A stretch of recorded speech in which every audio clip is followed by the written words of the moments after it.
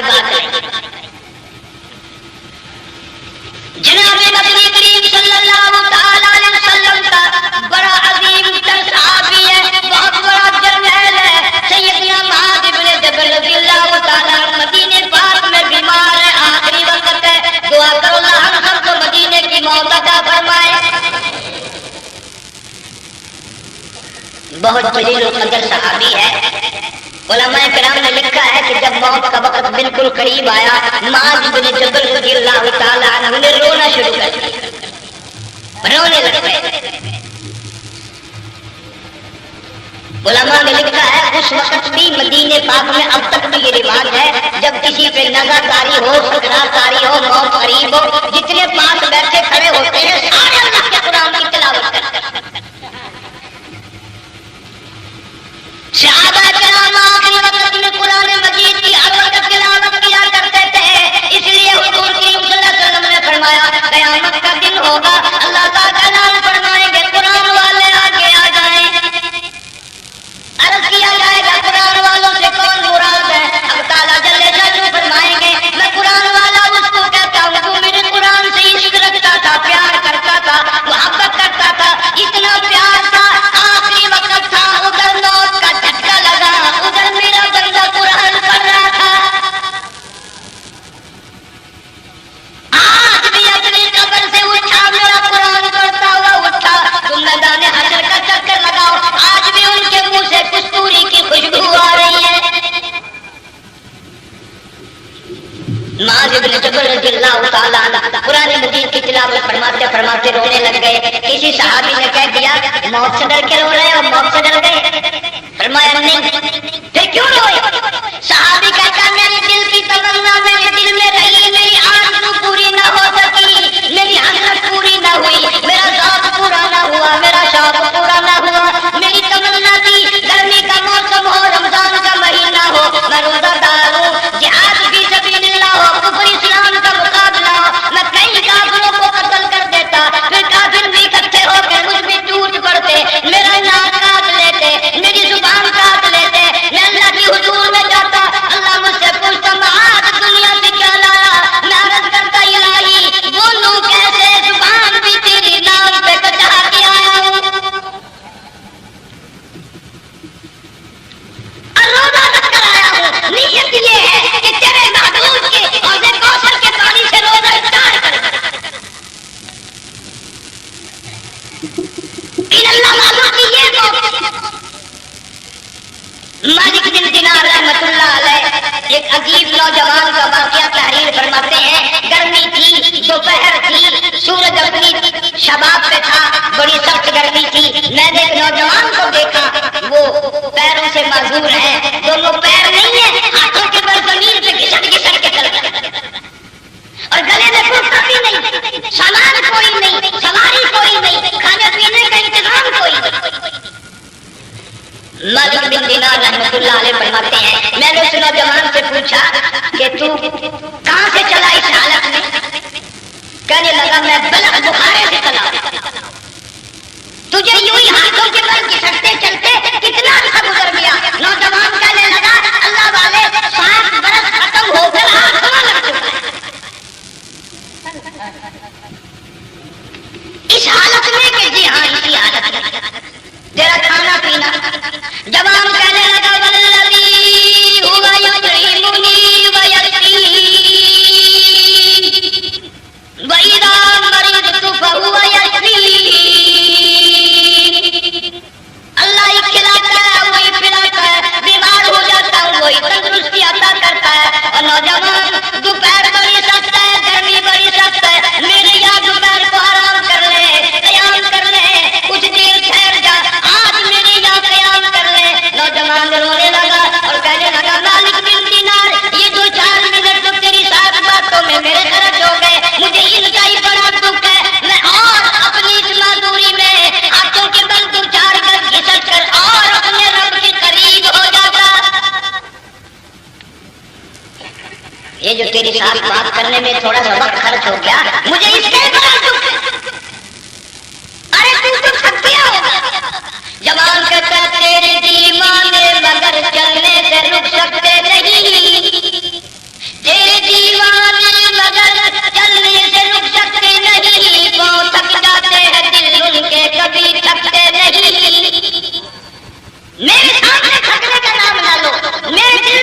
عشق کی آگ جلی ہوئی ہے، سوز و گداز کا سمندر طوفان برپا کر رہا ہے، میں نہیں تھکنا جانتا، میرے یہاں نیند کا سوال نہیں، آرام کا سوال نہیں، میں تو گھسٹ گھسٹ کر رب کے دربار میں حاضر ہوا کرتا۔ پوچھا کہ کیا کہہ رہے ہو؟ کہنے لگا بیت اللہ کی زیارت کے لیے چلا، روز رسول اللہ صلی اللہ علیہ وسلم کی زیارت کے لیے چلا، کھانا پینا کچھ نہیں کے لیے، بس گرین کرتی روز گھڑی کا کہ کب وہ وقت آئے ہر نہ جا کر یوں کہوں کہ اے مدینے کی مہاجر سبز گنبد کے مکی، اے مدینے کی مہاجر سبز گنبد کی مکی، عرش ہے تیرے قدم کے فیض سے یہ سرزمین۔ کب وہ وقت آئے، کب میں مدینے کی گلیوں کو دیکھوں، کب آب و ہوا کو دیکھوں، کب مدینے کی بہاروں کو دیکھوں، کب گنبد خضرا پہ میری نگاہ پڑے، میرے دل کی تسلی ہو جائے۔ عاشق لوگ یوں ہی کیا کرتے ہیں۔ جہاد کی ایک عورت آئی رسول اکرم صلی اللہ علیہ وسلم کی وفات شریف کے بعد اور آ کے کہنے لگی بہن عائشہ رضی اللہ تعالیٰ عنہا، میں نے سنا ہے سرکار کی وفات شریف ہو گئی، کیا کہاں دفن کیا کہ اس حجرے میں؟ کہنے لگی مجھے دروازہ کھول کر قبر کی زیارت تو کرا دے۔ جہاد کی رہنے والی چوکٹ پر کھڑی ہو کے کہنے لگی آقا جب بھی آتی تھی زبان تیری ہوتی تھی، قرآن خدا کا سنتی تھی، مسائل پوچھتی تھی، زیارت کرتی تھی، اب یہ زندگی اچھی نہیں لگتی، میں تیرے قدموں میں بننا چاہتی ہوں۔ علماء نے لکھا ہے ایک چیخ ماری چوکٹ پہ گرا جان دینا۔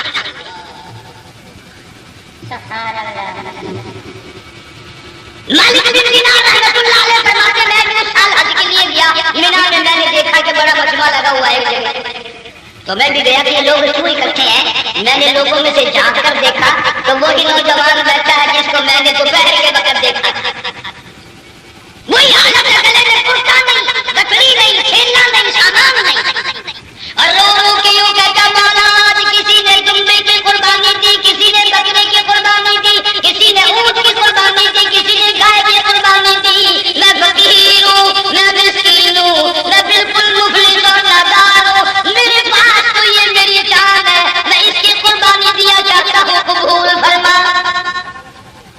ہزاروں لوگ لاکھوں لوگوں کے سامنے ایک چیخ ماری اور مینا میں جان دے۔ اس حالت میں اللہ والوں کا آخری وقت آتا ہے، ایک ہم لوگ مرتے ہیں ایکسیڈنٹوں میں، سڑکوں پہ، ادھر موت کا دھکا لگ رہا، ادھر منہ میں کنجری کا گانا۔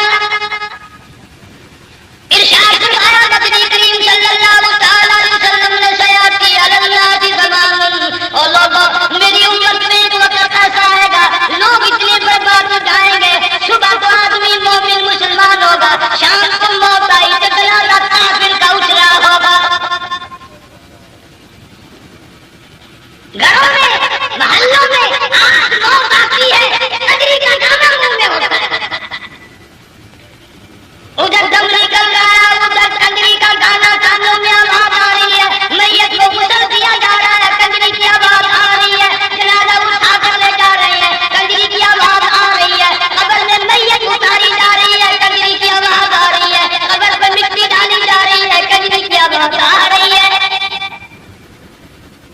اس محل میں، اس معاشرے میں ہم کس طرح ایمان اور یقین اور ایمان ساتھ لے کر بڑھیں؟ ہزاروں نہیں لاکھوں کو مرتے وقت کلمہ نصیب نہیں،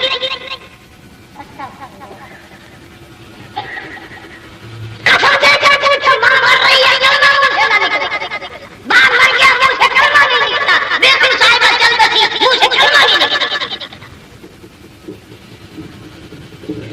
ہزاروں چلے گئے اور اپنے جانے کا پھر بھی یقین نہ آیا۔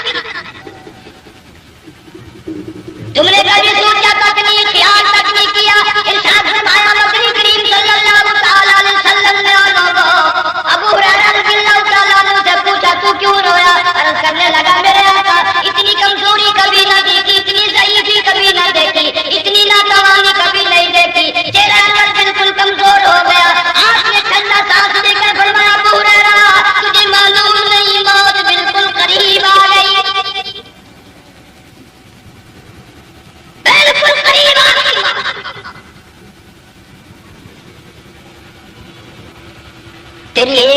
پکڑ کر اگر کوئی مروڑ دے کتنا دکھ ہوگا، درد ہوگا، آئے آئے آئے۔ جنگ والوں کبھی تم نے سوچا نہیں 360 رگیں ٹوٹیں گی کیا حال بنے گا؟ آسان ٹوٹیں گے، سر کے بالوں سے لے کر پیروں کے ناخنوں تک ہر جوڑ کو توڑ کے رکھ دیا جائے گا۔ وزیروں، فقیروں، امیروں، حسینوں، جمیلوں، تمام کے تمام جوڑوں کو اکھاڑ کے رکھ دیا جائے گا۔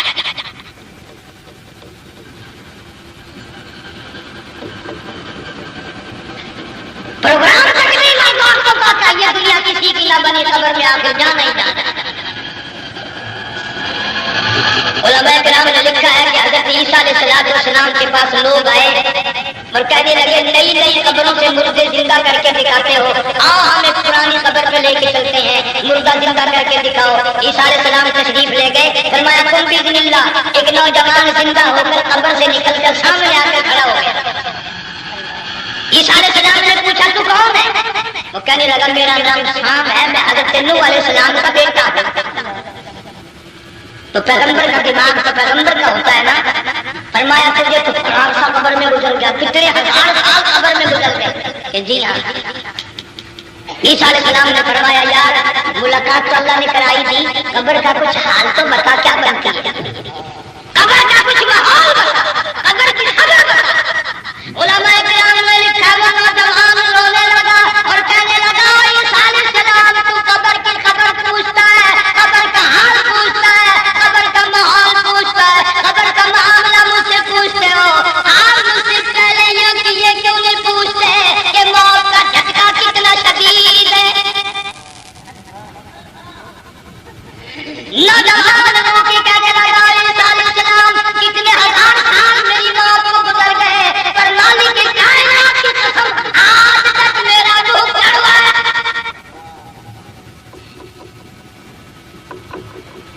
اس لیے جھگڑا لمبی چوڑی بات کرنے کا وقت نہیں، حالات نہیں، میں تو تمہیں اتنا بڑا پیغام دینے آیا۔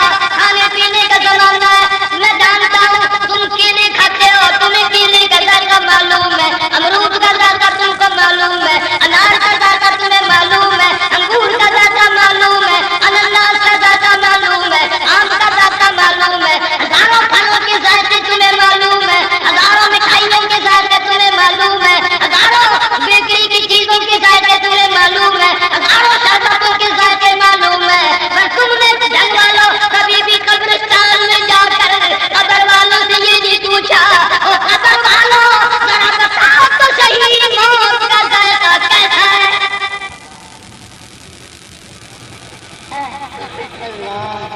تم نے چکھا نہیں، جنہوں نے چکھا وہ بتانے نہ آئے کیسا ذائقہ ہے۔ اس لیے قرآن کہتا کلا اذا بلغت التراقی وقیل من راق وظن انه الفراق والتفت الساق بالساق الى ربك يومئذ المساق۔ بادشاہ ہو، امیر ہو، وزیر ہو، فقیر ہو، غریب ہو، رگیں ٹوٹیں گی، موت آئے گی، اور جس کی آئی تمہیں معلوم نہیں کس طرح آئی، کس حال میں آئی۔ جن کے دلوں میں ان باتوں کا خیال آیا خدا کی قسم صحابہ کرام میں سے اتنے رویا کرتے تھے آنکھیں ختم ہو گئی۔ جناب حضرت اعظم رضی اللہ تعالیٰ عنہ کو کسی نے دیکھا رو رہی ہے، بیٹا عائشہ رو رہی ہے، پوچھ لیا بڑا بہادر سلمان فاروق تجھے کیا ہوا، اتنا کیوں رویا؟ فرمانے لگے تمہیں معلوم نہیں قبر کا اندھیرا یاد آ گیا۔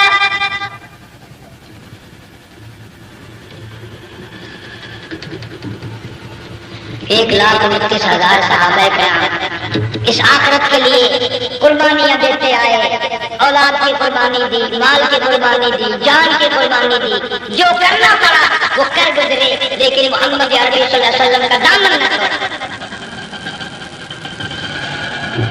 اسی لیے آسان اللہ پاک جل شانہ نے اس امت کو یہ موقع دیا کہ سنت خلیل پہ عمل کرتے کرتے قربانیوں کی یاد پیدا ہو جائے، قربانیوں کی یاد پیدا ہو جائے۔ قرآن کریم میں جا بجا ابراہیم علیہ السلام کا فرمایا यूं फरमाया हमने उनके बड़े इम्तिहान किए, बड़ी आजमाइश की, वो सारों में कामयाब हुए।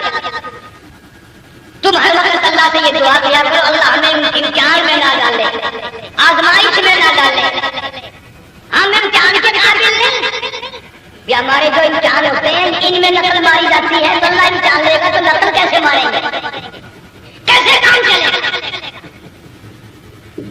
जनाब इब्राहीम अलैहिस्सलाम को अल्लाह पाक ने हजारों इम्तिहान में मुब्तला किया, हजारों आजमाइशें की, सबने कामयाब गया, सबने पास निकला। एक आजमाइश ऐसी भी आई अल्लाह की तौहीद की वजह से, शिरक को मिटाने की वजह से इब्राहीम अलैहिस्सलाम का सारा मिस्र फलस्तीन दुश्मन बन गया। हज़रत सारा को साथ लेकर चल दिए, एक बीवी साथ में अकेला था। यहाँ तो लोग मोहल्लों में इशारा करते हैं कि मैं अकेला ही हूँ, मैं क्या करूँ। अगर खलील कहता कि मैं अकेला हूँ तो आज कुरान में उसका जिक्र है, कैसे होता। वो कहता मेरे लिए मेरा अल्लाह काफी है, कौन कहता है मैं अकेला हूँ, मेरी साथ तो अल्लाह। मिस्र से गुजरने लगे, बादशाह के मुलाजिमों ने बादशाह को जाके बताया बड़ी खूबसूरत औरत गुजर रही है तेरे हल्के से, बहुत बड़ी खूबसूरत औरत है। मुलाजिम पकड़ के लेके चले तो औरत साथ हज़रत सारा रोने लग गई, खलील मेरा क्या बनेगा। पैगंबर को अल्लाह की जात पर बड़ा यकीन होता, फरमाया फरमाना कर, मेरी आबरू मेरे मौला की आबरू, क्या चली जा, मेरी इज्जत की हिफाजत मेरा अल्लाह करे। फरमाया अल्लाहु खैरुन हाफिज़ा व हुवा अरहमुर राहिमीन। फरमाना कर, मैं उस बाबा बंदा हूँ, नबी हूँ, शिखा में जला उसके लिए, सारे दुख उठाता हूँ उसके लिए, मेरी इज्जत की हिफाजत वही करेगा। महल में जाकर हज़रत सारा को बंद कर दिया।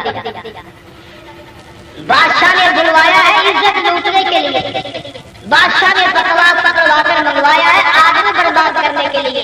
बादशाह का इरादा है सारा की इज्जत को बर्बाद करने का, और अल्लाह का प्रोग्राम है सारा इधर आ, इस महल में एक मासूम बच्ची है जिसका नाम हाजरा है, मैं उसको इतना पसंद करता हूँ, अल्लाह फरमाते हैं उसके पेट से इस्माइल ज़बीहुल्लाह को पैदा करना चाहता हूँ, उसकी नस्ल से हबीबुल्लाह को लाना चाहता हूँ।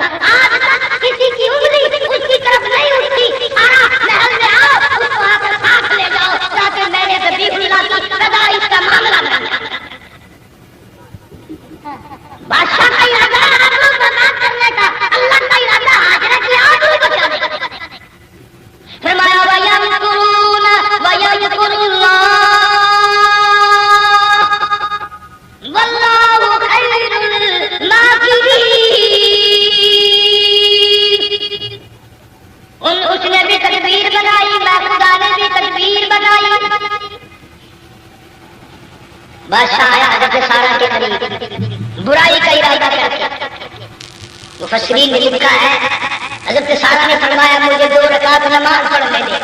यहाँ से पता चला कोई पाक दामन औरत, कोई नेक बेटी अगर गुंडों में बदमाशों में फंस जाए, इज्जत बचाने का तरीका ये है वुज़ू करके अल्लाह के सामने नियत तौबा तेरी इज्जत के लिए वो फरिश्ते भेजे।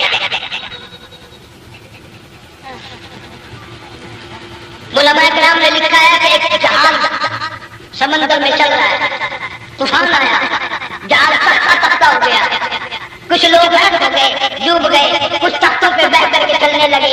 एक औरत गोद में बच्चा है, एक हबशी नौजवान दूसरे तख्ते पे बैठा हुआ जाता है। उसने औरत अकेली देखकर अपना तख्ता छोड़ दिया और बदमाशी के इरादे से औरत के तख्ते पे आ बैठा।